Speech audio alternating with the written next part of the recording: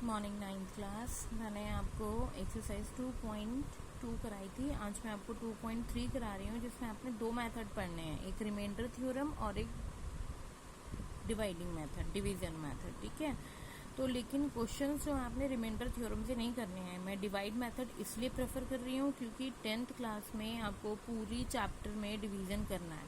अगर अभी नहीं करोगे तो फिर आपको आगे प्रॉब्लम आएगी। मैं दोनों मेथड समझाऊंगी, एक एग्जाम्पल समझा रही हूँ, उसके बाद क्वेश्चन समझाऊंगी। देखो, find remainder on dividing P X. Question में पी एक्स दिया होगा और एक दिया होगा जिससे आपको डिवाइड करना है, इसको आप जी एक्स मान लोगे। ठीक है, ये पी एक्स हो गया, ये जी एक्स हो गया। सबसे पहले इस जी एक्स को 0 के इक्वल रख के एक्स की वैल्यू निकालेंगे। अब जी एक्स की जगह पे क्या आ जाएगा, एक्स प्लस 1। ये प्लस 1 है, उधर जा करके -1 हो जाएगा। अब इस वैल्यू को उठा करके पी एक्स में रखेंगे। पी एक्स यानी p -1 इक्वल टू, यहाँ भी -1 रखेंगे, -1 का क्यूब प्लस 1, -1 का क्यूब मतलब -1 प्लस 1 कितना आ गया, 0। तो रिमाइंडर कितना बचा, 0। This is the way to find remainder by remainder theorem. ठीक है, ये होता है रिमाइंडर थ्योरम कि हम जी एक्स जिससे डिवाइड करना है, उस जिससे हमें पता करना है कि वो उसका फैक्टर है या नहीं, उसको 0 के इक्वल रख के वहाँ से एक्स की वैल्यू निकालेंगे।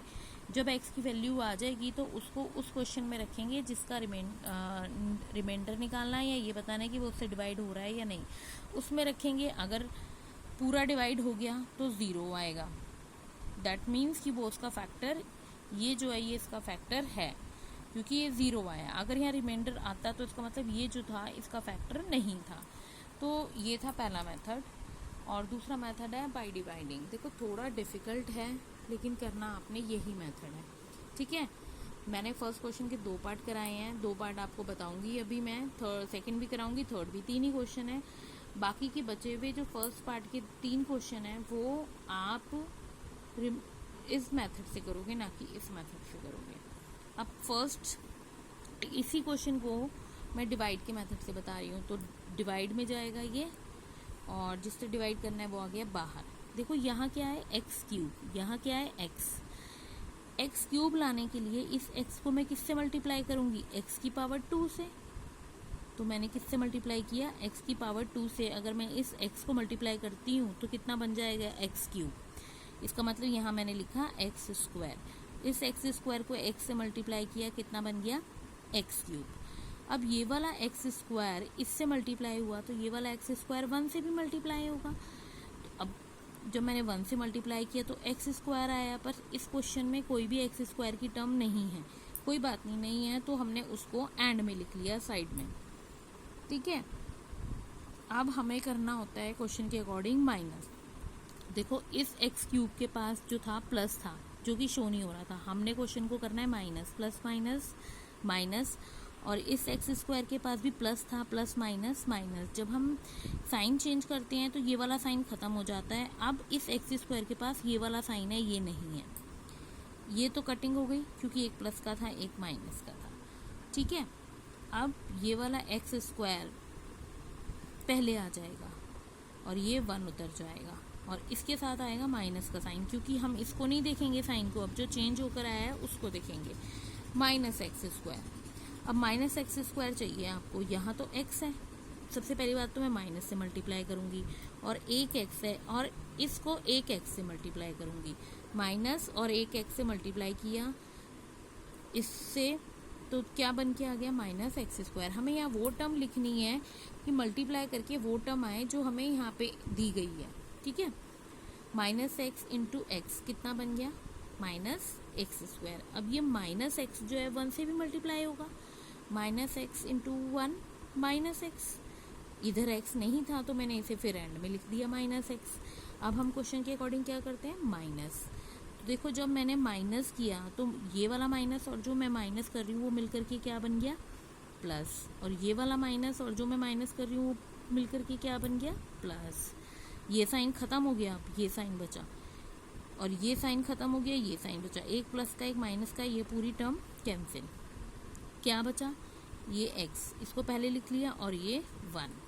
यहाँ भी x प्लस 1 है, यहाँ भी x प्लस 1 है। तो आप कितने टाइम्स पे चलाओगे इसको, 1 टाइम्स पे प्लस 1, दोनों टर्म्स आ गई, फिर माइनस कर दिया, दोनों को कैंसिल हो गए, 0 आ गया। देखो इसी क्वेश्चन को मैंने इस मेथड से किया, थोड़ा सा डिफिकल्ट है पर 1-2 बार करोगे तो आपको समझ में आ जाएगा। अब आप आ जाओ क्वेश्चन पे।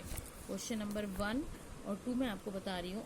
एक ये वाला क्वेश्चन आप डिवाइड से करोगे, ठीक है, खुद करोगे। ये दोनों आप रिमाइंडर थ्योरम से कर लेना, दोनों पार्ट, ठीक है, लेकिन ये क्वेश्चन आप डिवाइड से ही करोगे। और सेकंड और थर्ड मैं आपको बता देती हूँ। पहले आप फर्स्ट पार्ट देखो, ये px है, ये gx है, इससे इसको डिवाइड करना है। अच्छा, और दूसरी बात ये कि इसमें हर क्वेश्चन में px यही रहेगा, सिर्फ gx चेंज होंगे। तो ये दोनों क्वेश्चन आप जो है रिमाइंडर थ्योरम से करोगे। ये दोनों पार्ट मैंने करा दिए हैं, मैं करा रही हूँ। ये पार्ट आप डिवाइड से करोगे। देखो डिवाइडिंग करनी है, x+1 ब्रैकेट में x³ 3x² plus 3x plus 1। अब मुझे ये टर्म चाहिए, मुझे इस चीज़ को देखना है, तो मैं इसको किस नंबर से मल्टीप्लाई करूँ? x³ है तो इसको मैं x² से मल्टीप्लाई करूँगी। वो लिख दिया मैंने x², आगे x³ मल्टीप्लाई किया। तो अब ये x² 1 से भी मल्टीप्लाई होगा, तो x² इंटू 1 x²। अब इसमें x² की टर्म है जो जिसकी टर्म है वो उसी के नीचे आएगी। x² की x² के नीचे, x³ की x³ के नीचे, x की x के नीचे, नंबर के नीचे। अब दूसरा काम क्या होता है हमारा? माइनस करना। पहले माइनस किया, पहले तो माइनस का ही साइन आ गया, और ये प्लस का x² था, मैं माइनस कर रही हूँ, प्लस माइनस क्या होता है? माइनस। ये तो कैंसिल हो गया। 3 के पास प्लस है, इस x के पास माइनस है, 3 में से 1 गया 2x², क्योंकि इसके पास 1 है आगे, जो कि हम लिखते नहीं है, यानी 3 में से 1 गया 2x²।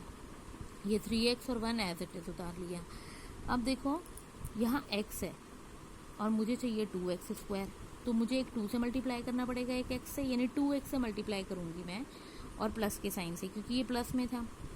तो मल्टीप्लाई किया 2x से x को मल्टीप्लाई किया, 2x² बन गया। अब ये 2x 1 से भी मल्टीप्लाई होगा, 2x 1 = 2x, ठीक है। अब क्वेश्चन में हमारे क्या होता है? माइनस करना। फिर माइनस किया और फिर प्लस माइनस माइनस, ये पूरी टर्म कैंसिल। अब 3 के पास प्लस है, 2 के पास माइनस है, ये साइन खत्म हो गया, इसको नहीं देखना आपने, प्लस वाले को, नीचे वाले को देखना है। तो 3 में से 2 गया 1, दैट इज x, और फिर हमारा लास्ट होता है 1 प्लस 1, x प्लस 1 है, यहाँ भी x प्लस 1 है, कितने टाइम्स हो जाएगा? x प्लस 1 1 = x प्लस 1, या तो सारा माइनस माइनस कैंसिल 0। ये होता है डिवीजन मेथड, ठीक है।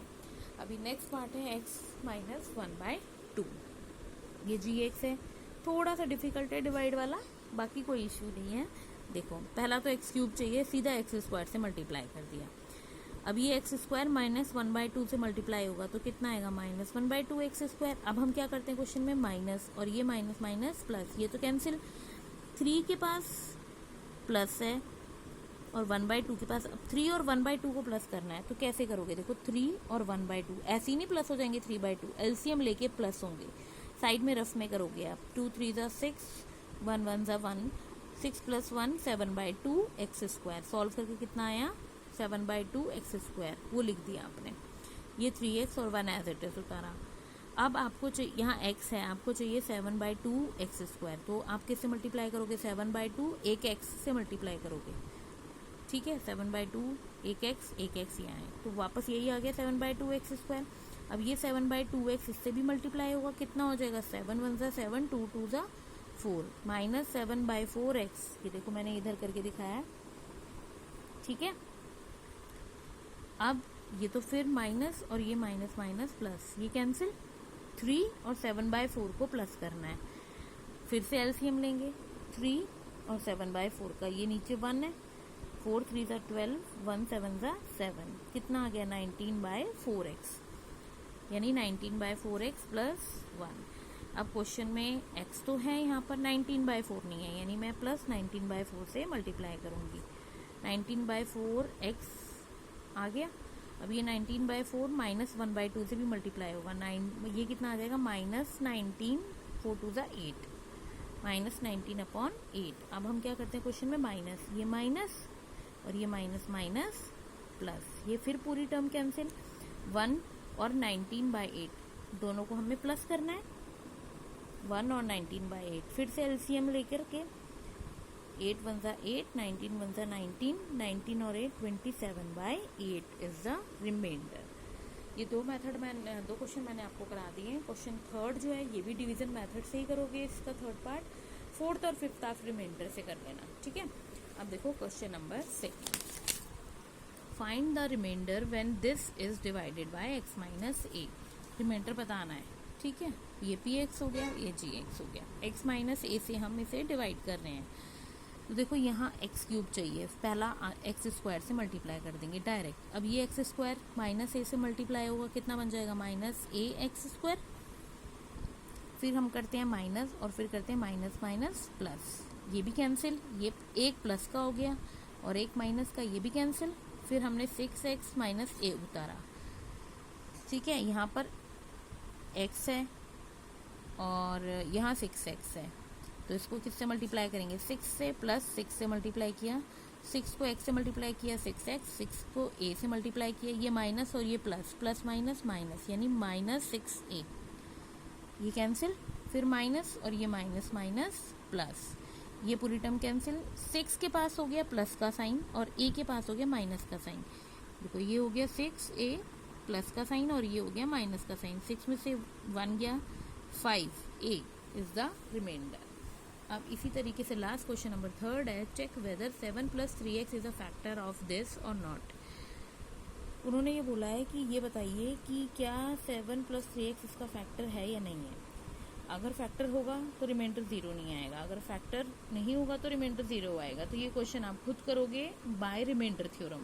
पहले इसको 0 के इक्वल रखोगे, वहां से x की वैल्यू आ जाएगी -7/3, ठीक है। और फिर उस -7/3 को यहाँ पर पुट कर दोगे x की जगह। अगर 0 आ गया तो yes it is a factor, अगर नहीं आया तो no it is not a factor. तो देखो हमारा डिवीजन मेथड से करा है, ये भी कर लेना। ये पूरा क्वेश्चन किया हुआ है आपका, इसको समझ लेना। PDF में आपको सेंड कर दूंगी। इसी के साथ आपकी 2.3 कंप्लीट हो गई है।